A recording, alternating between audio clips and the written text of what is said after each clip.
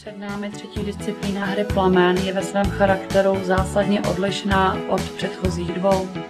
Jistě, tato disciplína se svým charakterem nejvíce přibližuje lehkoatletické štafetě.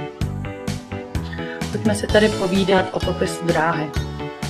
Takže na prvním úseku štafety je umístěna kladina o délce 4 metrů a výšce 80 cm. Na konci seběhového můstku je vyznačena ohraničující čára. Na druhém úseku štafety je umístěna bariéra 150 cm vysoká pro chlapce starší kategorie. Pro dívky a mladší kategorii je zde příčné břevno s výplní vysoké 80 cm. Na třetím úseku dráhy je postaven přenosný hasící přístroj práškový 6kilový prázdný, 5 metrů od něj je umístěna podložka 80 x 80 cm.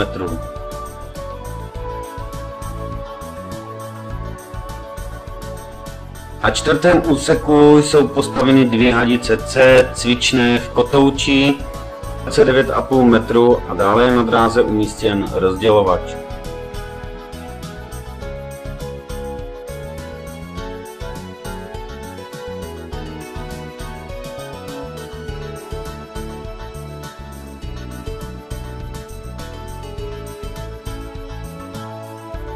První závodník je připraven na startu, pojďme se tedy podívat na celkové provedení štafety.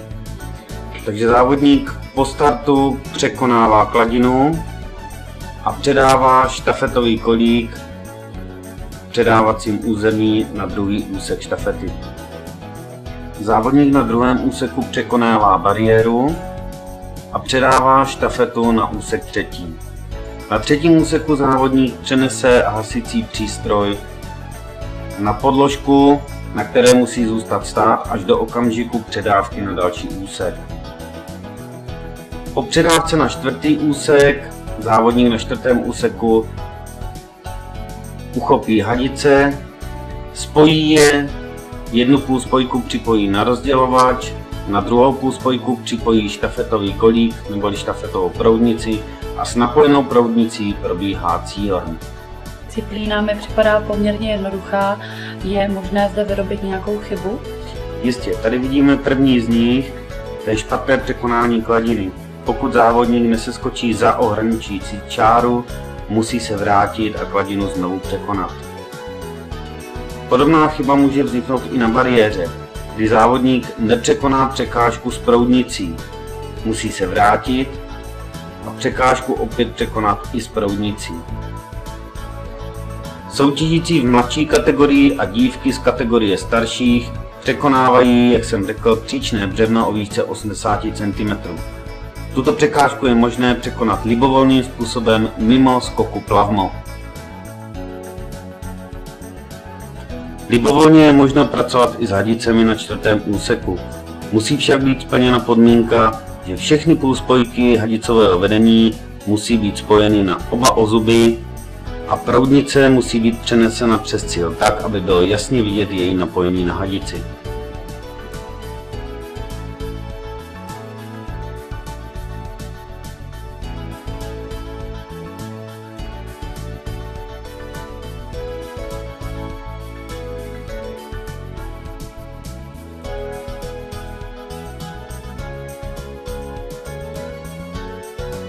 Nyní se tedy podíváme na bezchybné celkové provedení disciplíny.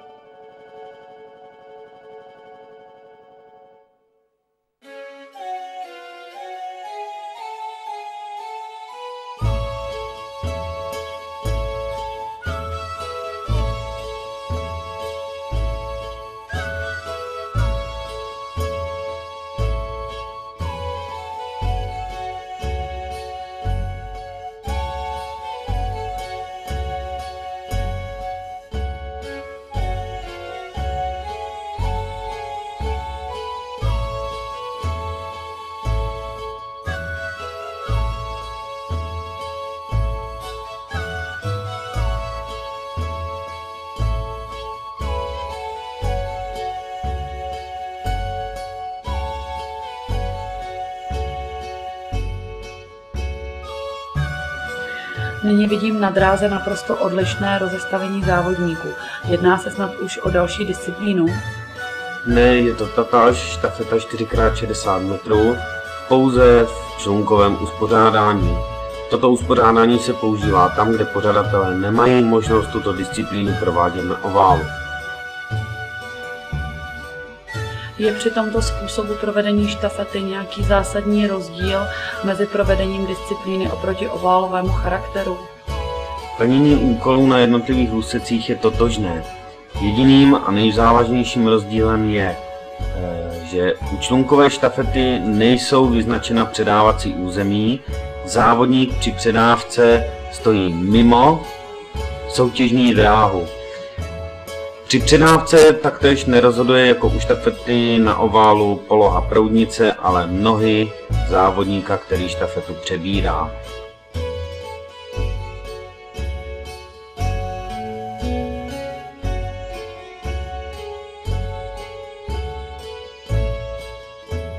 Podívejme se tedy na štafetu 4x60 v člunkovém provedení.